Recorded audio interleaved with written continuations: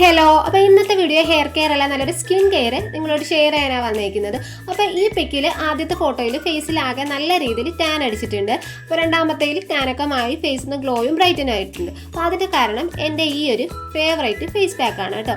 അപ്പോൾ വീഡിയോസ് ഒക്കെ കണ്ട് ഇഷ്ടമാണെങ്കിൽ ഒന്ന് ലൈക്ക് ചെയ്യുക, നമ്മുടെ യൂട്യൂബ് ചാനലും കൂടി ഒന്ന് സബ്സ്ക്രൈബ് ചെയ്ത് സപ്പോർട്ട് ചെയ്യുക. എന്തൊക്കെ വേണ്ടതെന്ന് നോക്കാം അതിന്.